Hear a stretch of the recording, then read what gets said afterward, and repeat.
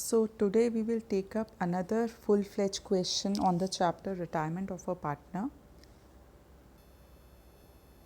in which we would be required to prepare the revaluation account, partner's capital account, and new balance sheet of the firm.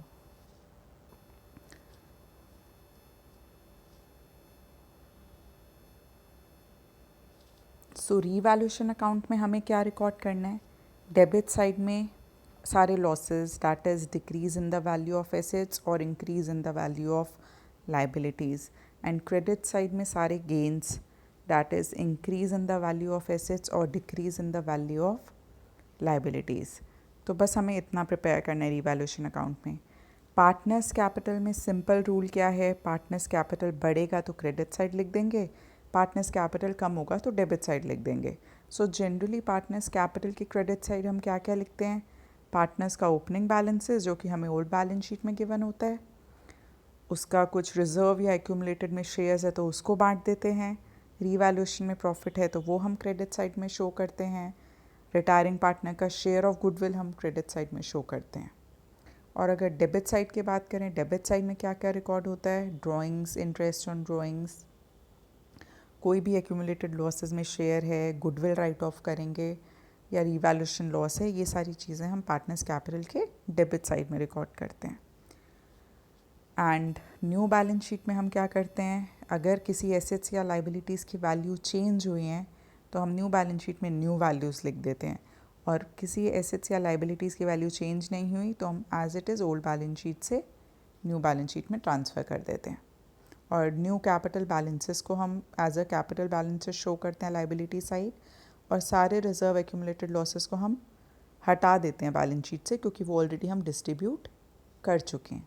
सो ये basics हैं हमारे ये तीन accounts और balance sheet बनाने के लिए. सो अब हम क्वेश्चन पे प्रोसीड करते हैं.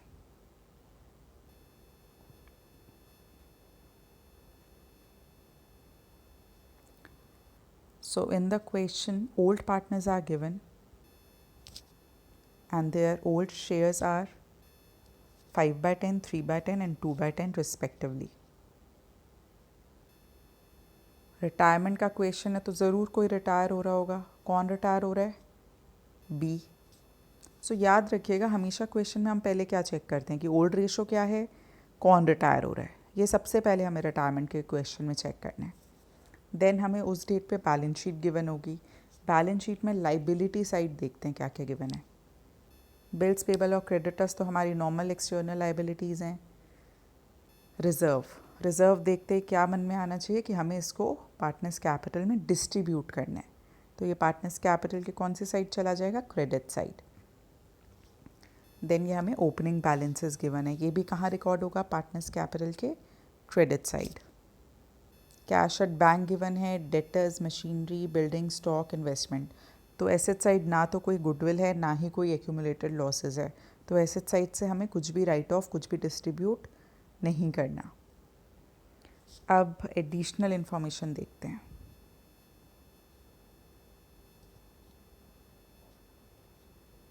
सो ए पार्ट में गिवन है B sells his share of goodwill to A and to C. Amount is already given.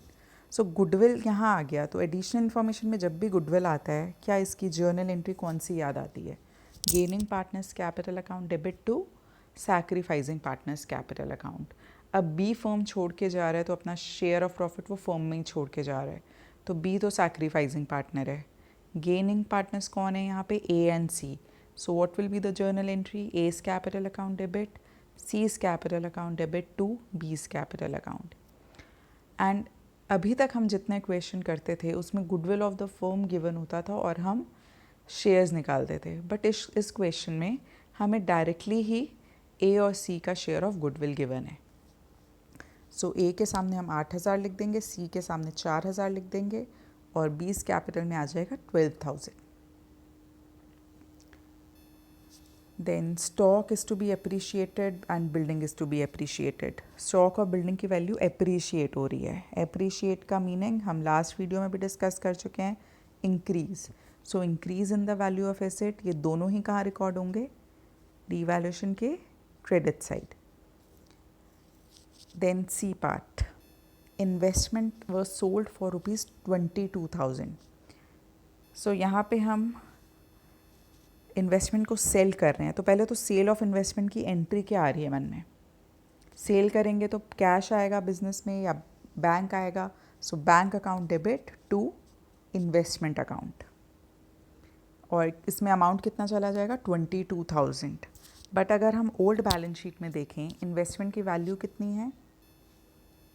10,000. जबकि ये सेल कितने के लिए हो रहा है? 22,000. सो ये क्लियरली क्या दिख रहा है? गेन लग रहा है. 10,000 की वैल्यू है और सेल हो रहा है 22,000. सो कितना गेन है? 12,000 का. Increase in the value of investment, ये कहाँ रिकॉर्ड होगा? रीवैल्यूएशन के क्रेडिट साइड. सो रीवैल्यूएशन में क्या क्या रिकॉर्ड होगा? स्टॉक भी बढ़ रहा है, बिल्डिंग भी बढ़ रहा है, इन्वेस्टमेंट की वैल्यू भी बढ़ रही है. तो ये सारा का सारा तीनों चीज़ें ही कहाँ रिकॉर्ड होंगी? रीवैल्यूएशन के credit side. Stock is appreciated by 20%. Stock की वैल्यू कितनी है? 5,000. 5,000 का 20% निकाल लेंगे तो कितना आ जाएगा? 1,000. बिल्डिंग का गिवन ही है, बिल्डिंग कितने अमाउंट से बढ़ रहा है? 5,000. सो यहाँ पे हमें कुछ कैलकुलेट नहीं करना, बिल्डिंग 5,000 से बढ़ रहा है, हम एज इट इज़ 5,000 लिख देंगे. एंड इन्वेस्टमेंट कितने वैल्यू से बढ़े हैं? 12,000 से, क्योंकि उनकी वैल्यू थी 10,000 और वो सेल हो रहे हैं 22,000 में. सो रीवैल्यूएशन अकाउंट देखते हैं. ये रहा हमारा रीवैल्यूएशन अकाउंट. स्टॉक का हमने निकाला था 20% से इंक्रीज़ हो रहा है तो 1,000 हो जाएगा. बिल्डिंग 5,000 से इंक्रीज़ हो रही है, इन्वेस्टमेंट 12,000 से इंक्रीज़ हो रहा है. तो हमारा डेबिट साइड में कुछ नहीं है और क्रेडिट साइड में 18,000 है. तो ये क्लियरली हमारा प्रॉफिट है, because 18,000 minus 0 is 18,000. Our profit on revaluation will be 18,000. और 18,000 को हम किस रेशो में डिस्ट्रीब्यूट करेंगे? ओल्ड रेशो में. I hope revaluation account is clear. So revaluation के साथ साथ ही, बिकॉज हमने ऑलरेडी बिल्डिंग, स्टॉक, इन्वेस्टमेंट की बात कर ली है, तो हम ये न्यू बैलेंस शीट में भी इसका इफेक्ट देख लेते हैं. ओल्ड बैलेंस शीट में हमारे पास स्टॉक कितना था? 5,000. अब वो कितने से अप्रिशिएट हो गया है? 1,000 से. तो स्टॉक की न्यू वैल्यू कितनी आ जाएगी? ये 6,000. बिल्डिंग की वैल्यू थी 25,000, कितने अमाउंट से अप्रिशिएट हुआ? 5,000. सो न्यू वैल्यू कितनी हो जाएगी? 25,000 प्लस 5,000, 30,000. मशीनरी और डेटर के अमाउंट में कोई चेंज नहीं है, तो हम सेम वैल्यू उठा के रिकॉर्ड कर देंगे. सो आई थिंक ये चार तो आपको क्लियर होंगे, डेटर, मशीन, बिल्डिंग, स्टॉक. और यहाँ हमने इन्वेस्टमेंट क्यों नहीं दिखाया? क्योंकि वो हमारा इन्वेस्टमेंट सेल ऑफ हो चुका है, तो यहाँ पे हम इन्वेस्टमेंट नहीं दिखाएंगे. इन्वेस्टमेंट से जो पैसा आएगा वो ज़रूर हम कैश में ऐड कर देंगे. अगर लाइबिलिटी साइड भी देखें तो बिल्स पेबल और क्रेडिटर्स में कोई चेंज नहीं है, तो हमने same value old balance sheet की यहाँ पे लिख दी है. तो आई थिंक आपको ये क्लियर होगा. बस अब यहाँ बैलेंस शीट में क्या बचा है? कैपिटल और कैश, ये हमें डिस्कस करना है. पहले हम पार्टनर्स कैपिटल अकाउंट देख लेते हैं. सो हम रीवैल्यूएशन का ट्रीटमेंट कर चुके हैं, गुडविल का डिस्कशन कर चुके हैं. बैलेंस शीट में हमारे पास जनरल रिज़र्व है, जनरल रिज़र्व को डिस्ट्रीब्यूट करेंगे तो पार्टनर्स के कौन सी साइड जाएगा?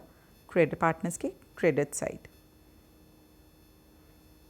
सो ये हमने पार्टनर्स के ओपनिंग बैलेंसेस लिख दिए बैलेंस शीट से देख के. जनरल रिज़र्व को हमने ओल्ड रेशो में बांट दिया.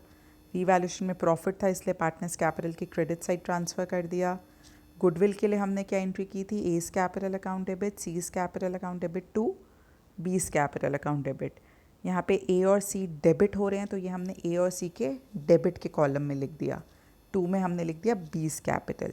बी कैपिटल एंट्री में क्रेडिट हो रहा है गुडविल की एंट्री में, इसलिए हमने बी की क्रेडिट साइड लिख दिया by A and by C. So I think this is clear to you.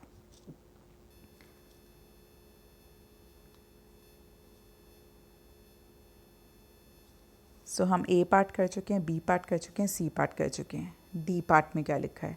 B is retiring partner is paid off in cash. Generally हम क्या करते हैं, जो रिटायरिंग पार्टनर है उसका बैलेंस कहाँ ट्रांसफ़र करते हैं? उसके लोन अकाउंट में. बट यहाँ पे हम पे कर रहे हैं कैश में, तो यहाँ लोन अकाउंट, बीज लोन अकाउंट की जगह हम क्या लिखेंगे, टू कैश अकाउंट और बैंक अकाउंट।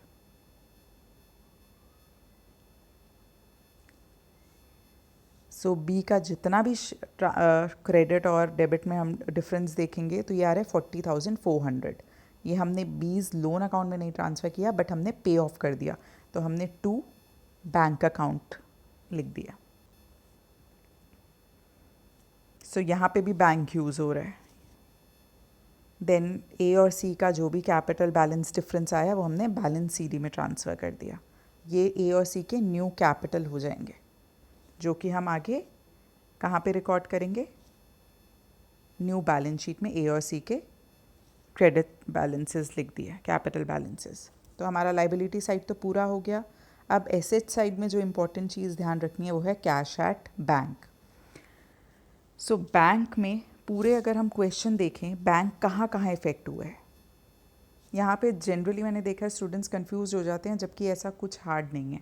अगर हम ओपनिंग बैलेंस शीट देखें, हमारे पास बैंक में कितना बैलेंस है, 25,000, 25,000 है। 25,000 में इन्वेस्टमेंट वाज सोल्ड, जब हमने इन्वेस्टमेंट सेल की तो बैंक बढ़ गया हमारा, क्योंकि हमारे पास सेल से पैसा आया, तो 20 बैंक अकाउंट टू इन्वेस्टमेंट किया था, तो ये 22,000 से हमारा बैंक इंक्रीज़ हो जाएगा। देन हमने बी को पे ऑफ भी बैंक या कैश में किया, तो इससे हमारा बैंक अकाउंट कम हो रहा है। सो बिज़नेस में जितना भी हमारे पास बैंक बैलेंस था, उसमें सेल ऑफ इन्वेस्टमेंट से जितना भी प्रोसीड्स आया वो ऐड हो जाएगा, और जितना भी हमने बी को पे किया वो डिडक्ट हो जाएगा, लाइक दिस। ओपनिंग बैलेंस 25,000 था, सेल ऑफ इन्वेस्टमेंट से कितना अमाउंट आया, 22,000, एंड बी को कितना पे कर दिया, 40,400।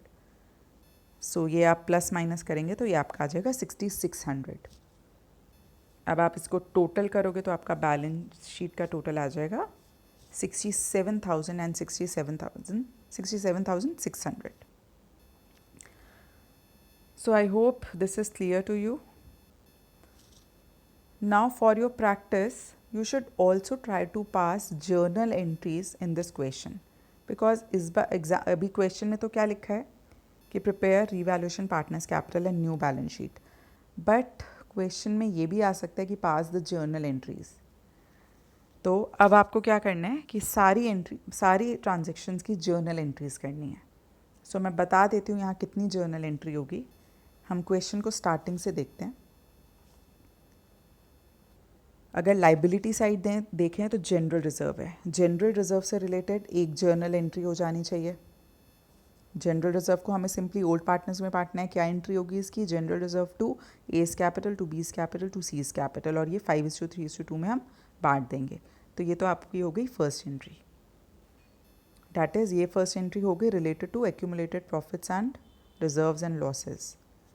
Then next you have to pass the journal entry related to revaluation account. So revaluation में डेबिट साइड तो कुछ नहीं है, तो ये इन्वेस्टमेंट, स्टॉक और बिल्डिंग, इसकी हम कंबाइंड एंट्री कर सकते हैं।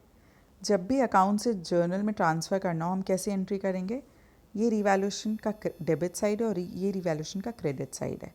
तो यहाँ वाली जब भी हम एंट्री करेंगे तो हम रीवैल्यूएशन को डेबिट करेंगे और जो भी गिवन है उसको क्रेडिट करेंगे, और यहाँ पे रीवैल्यूएशन क्रेडिट होगा। For example investment account debit, stock account debit, building account debit to revaluation account. इसकी अलग अलग एंट्री करने की जगह हम एक कंबाइंड एंट्री कर सकते हैं। So investment account debit bye 12,000, stock account debit bye 1,000, building account debit bye 5,000, and credit में क्या लिख देंगे, टू रीवैल्यूएशन अकाउंट, और ये सब टोटल कर देंगे तो 18,000 लिख देंगे। अब रीवैल्यूएशन में प्रॉफिट भी है, प्रॉफिट को डिस्ट्रीब्यूट करना है पार्टनर्स के बीच में। क्या एंट्री होगी, revaluation account debit to A's capital, B's capital, C's capital. So revaluation से रिलेटेड कितनी एंट्रीज हो गई, 2। एक एंट्री हो गई रिजर्व से रिलेटेड, एक एंट्री हो गई रीवैल्यूएशन, 3 एंट्री हो गई। देन एक एंट्री हमें करनी है गुडविल से रिलेटेड। क्या एंट्री होती है, gaining to sacrificing A's capital account, C's capital account to B's capital account. ये हमारी 4 एंट्री हो गई। इन्वेस्टमेंट सेल हो रही है, क्या एंट्री होगी? Bank account debit to investment account, यही एंट्री होगी सेल की। सो 5 एंट्रीज हो गई। Then B is paid off in cash, इसकी जर्नल एंट्री क्या होती है? क्या एंट्री होगी? हम अकाउंट से भी देख सकते हैं, कैश बाहर जा रहा है तो टू तो बैंक अकाउंट हो जाएगा, और डेबिट किसको कर रहे हैं? बी को। सो इसकी एंट्री हो जाएगी B's capital account debit to bank account. तो आई होप आपको क्लियर है कि जर्नल एंट्रीज कैसे करनी है। ये आपका प्रैक्टिस क्वेश्चन है कि आपको इसी क्वेश्चन में सारी जर्नल एंट्री पास करनी है। सो टोटल कितनी जर्नल एंट्रीज होंगी? टोटल 6 एंट्रीज करनी है आपको। और साथ के साथ एक और क्वेश्चन मैं दे रही हूँ इसी क्वेश्चन से, you have to calculate new profit sharing ratio of the firm. Old ratio हमें गिवन है, साथ में ये अमाउंट गिवन है। सो बेसिकली जब भी हम गुडविल डिस्ट्रीब्यूट करते हैं, कौन से रेशो में करते हैं? गेनिंग रेशो में। तो ये जो 8000 और 4000 डिवाइड किया है, ये भी गेनिंग रेशो में किया होगा। तो इसको हम रेशो निकालेंगे तो ये आ जाएगा 8:4, दैट इज़ 2:1। तो हमारा गेन रेशो कितना है? 2:1। गेनिंग रेशो है और ओल्ड रेशो है। तो न्यू रेशो हम कैसे निकालेंगे? ओल्ड शेयर में गेन शेयर को प्लस करके।